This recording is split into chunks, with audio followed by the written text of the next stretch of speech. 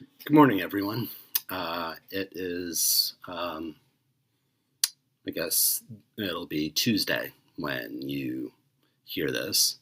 Um, today, uh, today, I want to talk about the government shutdown. So, in this week's edition of Who's Your Idiots, get it? You have to say it out loud.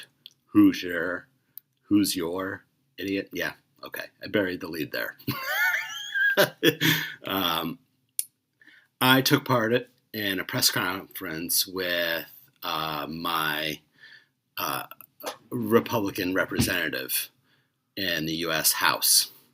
Uh, Her name is Erin Houchin. She has served this district for almost 4 years now.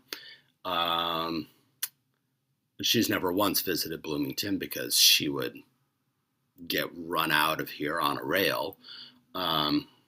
And so she represents the gerrymandered district, mostly parts of Martinsville, Bedford, and Brown County, which are all Republican-leaning districts. And she pretty much towed the Republican Party line on this topic. She blamed Democrats for the government shutdown, even though everyone knows that the government our representative democracy is entirely one party. So if you want to know what it's like to live in an autocracy, just take a look at it at Indiana, and that's exactly what it's like.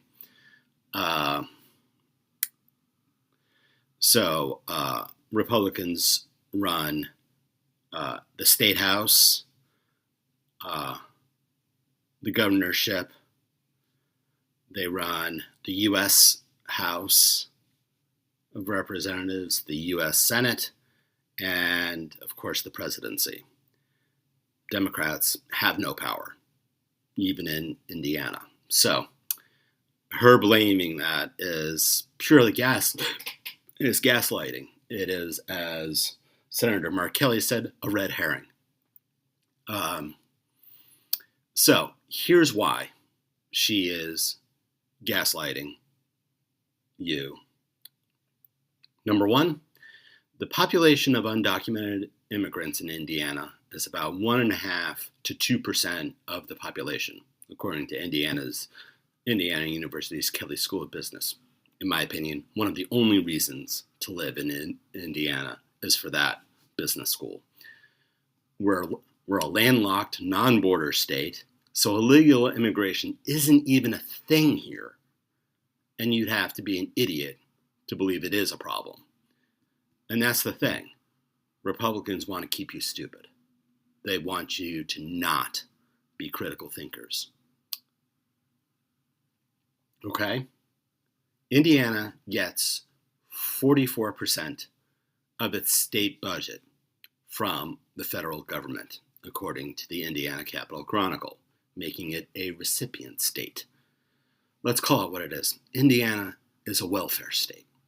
Its quality of life is one of the worst in the nation, according to CNBC. Its maternal health is one of the worst in the country. And 17% of the state budget goes to Medicaid.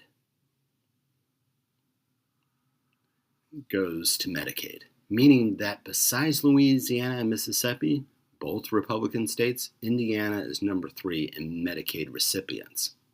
Bottom line, even if that 1% to 2% of the population here were all on Medicaid, and they're not eligible for it. Undocumented immigrants are not eligible for Medicaid,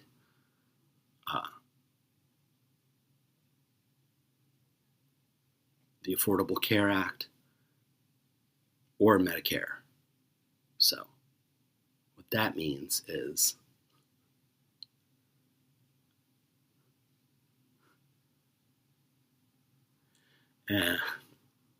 What that means is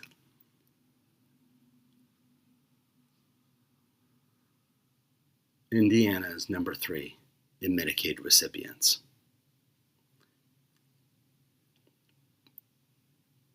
So that means all of the 17% are probably poor white people who probably didn't make it out of high school with a diploma. And that's what they actually want, is for you to not make it out of high school with a diploma. That's all that they want. And they want you to die young. Okay?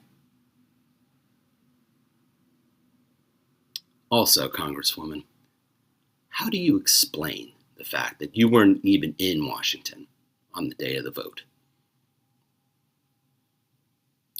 That's all for today.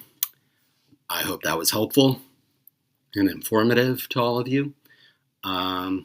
Links to the sources are in the bio, and let me know your thoughts by leaving a comment or chiming in the newly opened group chat. Thanks for listening, and I'll be back later this week to talk about World Mental Health Day and what we can do to protect ourselves, to manage our mental health on another really rough year. Okay? Thanks.